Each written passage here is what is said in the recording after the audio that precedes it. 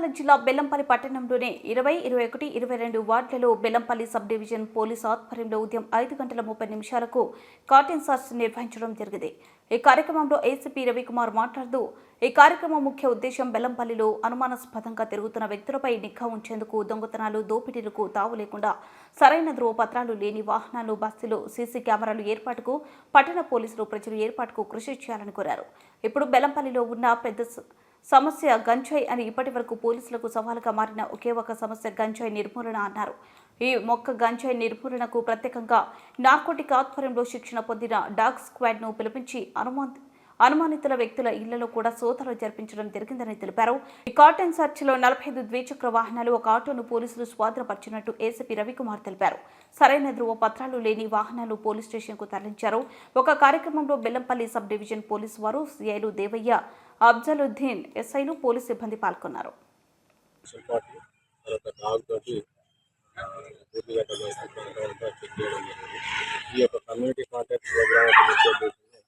ఈ యొక్క ప్రజల రక్షణ కోసం, భద్రత కోసం చెకింగ్ చేస్తూ ఉన్నాం.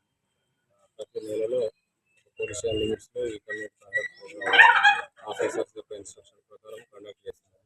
ఈరోజు జరిగినటువంటి ఈ సెర్చ్ ప్రోగ్రాంలో మనకి ఒక 45 వెహికల్స్ని మనం స్వాధీనం చేసుకోవడం జరిగింది. వాటికి తగినటువంటి పేపర్స్, డాక్యుమెంట్స్ ఉన్నాయా లేదా పరిశీలిస్తాము. అన్ని డాక్యుమెంట్స్ ఉంటే మేము వారికి తిరిగి హ్యాండ్ ఓవర్ చేస్తాము. లేని వాటికి లీగల్గా వాళ్ళకి యాక్షన్ తీసుకొని మళ్ళీ ఇచ్చేస్తాము. అట్లాగే ఒక ఆటోను కూడా సీజ్ చేయడం జరిగింది.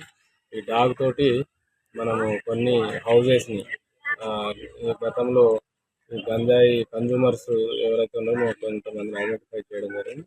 తర్వాత కొన్ని సస్పెక్టెడ్ హౌజెస్ కూడా డాగ్తో మనము చెక్ చేసాము. కానీ దాంట్లో మనకు ఎలాంటి మెటీరియల్ దొరకలేదు. తర్వాత ఈ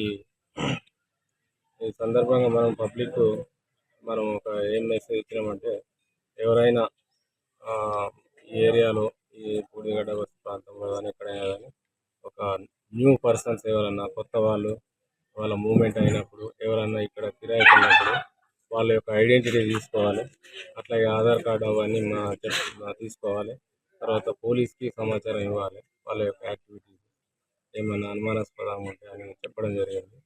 అట్లాగే ఈ యొక్క గంజాయి యొక్క సమస్య, దాని యొక్క తీవ్రతను పెట్టి అట్లాంటిది కూడా ఎవరైనా అమ్మినా కానీ, తర్వాత తాగినా కానీ అది ఒకరి ద్వారా ఒకరికి సమాజానికి అంతా చెడు చేస్తుంది. కాబట్టి ఎవరైనా కూడా సమాచారం ఇవ్వాలని మనం చెప్పడం జరిగింది. ఈ యొక్క తర్వాత కెమెరాస్ కూడా, సీసీ కెమెరాస్ను కూడా పెట్టుకోవాలి ఇంపార్టెంట్ చౌరస్తాలో అని మనం చెప్పడం జరిగింది. ప్రజలందరూ మాకు సహకరించారు. అందరికీ ధన్యవాదాలు.